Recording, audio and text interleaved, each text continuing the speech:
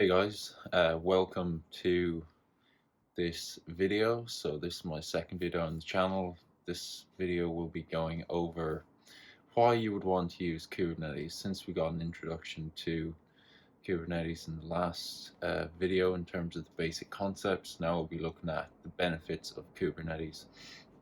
So in order to do this, I'll be looking at initially the benefits of containers, because obviously the core deployment methodology within Kubernetes is a container. And then we'll be looking at the benefits of Kubernetes over a simple container engine like Docker.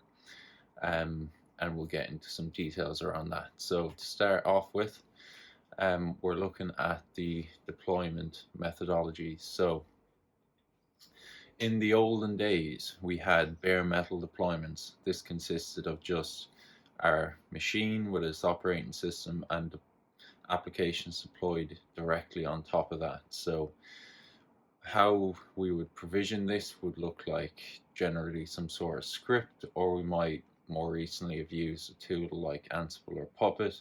It would be procedural, and a few issues with that is that generally there'd be a lot of dependencies on these bare metal servers, so things like SSH servers, monitoring toolkits, etc. And if our script failed at a certain point, it would be difficult to fix that and get the right dependencies onto the script. It's kind of onto the server. It's kind of unclear how you do that. And secondly, the applications are very closely dependent on the host operating system and the hardware. So if we wanted to deploy our application to another operating system version, for example, or another completely different operating system, we may need to rebuild, make changes to the application itself, make changes to libraries and dependencies, etc. So it's not a very clean solution. A step in the right direction was when we moved to virtual machines. This allowed us to use virtual machine images, which made it more easy to provision everything that we needed to deploy an application. It meant that there was less reliance on the host hardware and operating system, so it was more portable. However, an issue here was that the virtual machines were often very large, so an image could be several hundred megabytes in size, which made it difficult to move the virtual machine from whatever registry we were using to a data center, wherever we were looking to deploy that, or wherever our actual physical machines resided. So that is when we decided to move to containers. And essentially the difference between a virtual machine and a container is that the operating system has been removed in the container. The container engine and the container runtime provides an interface between the host operating system and the application itself. So that interface essentially removes specific dependencies and allows us to deploy a container in essentially any environment, as long as we have a good container engine in place. So containers are extremely lightweight in comparison to VMs, but they bring all of the same benefits that VMs bring. Now we're going to move on to some of the benefits of Kubernetes over a simple containerized system or a container engine like Docker. So the first one is scheduling. We covered this briefly in our last video, but let's say we have a container that we want to deploy. We have two servers that are candidate servers, and our container requires 2 cores of CPU and 2 gigabytes of memory. Our first server has 8 cores and 16 gigabytes, but it also has a container that already is using up 7 cores. That means that the container we're trying to schedule cannot go on this server, so we've got a big X. The second server has 8 cores and 16 gigabytes of memory as well. However, the container that already resides is only 2 cores and 2 gigabytes, which means that we have 6 cores remaining of CPU and 14 gigabytes of memory remaining, which means we have more than enough space to deploy this container. Now, that seems relatively simple to us, but this logic would have to be programmed ourselves, or we would have to manually choose which server our container is going to go to. So neither of those are ideal, because we already have a solution with Kubernetes where all of this is handled automatically by the Kubernetes control plane. So that is the first advantage of using Kubernetes over a simple container engine like Docker. Next is networking. So Kubernetes provides a specification for networking that allows container-to-container communication.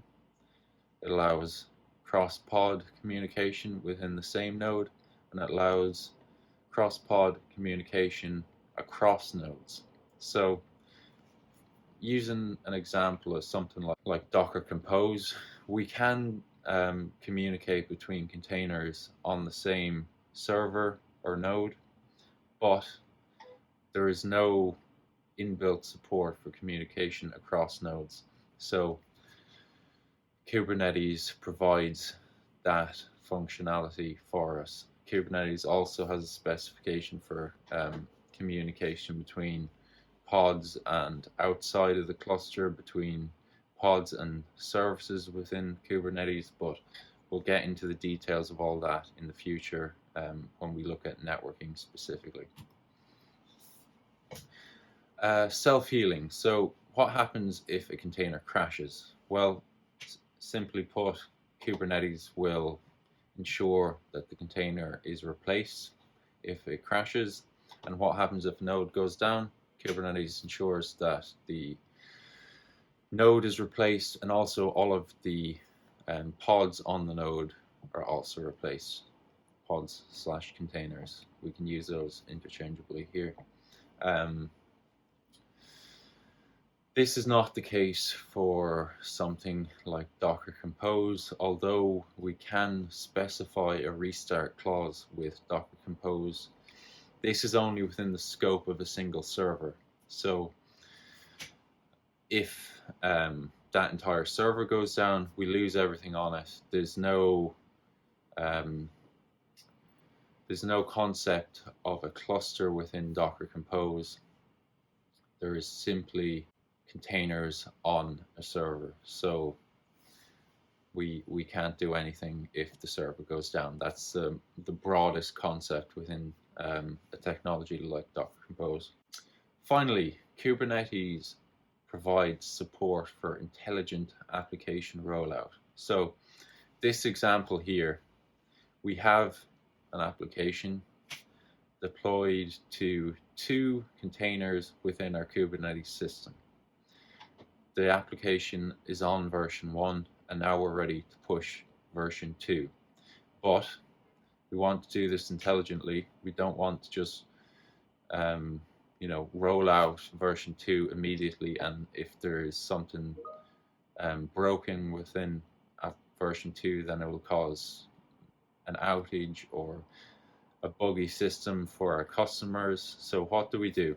We deploy a new container for version 2, and we load balance that container amongst our 3 nodes.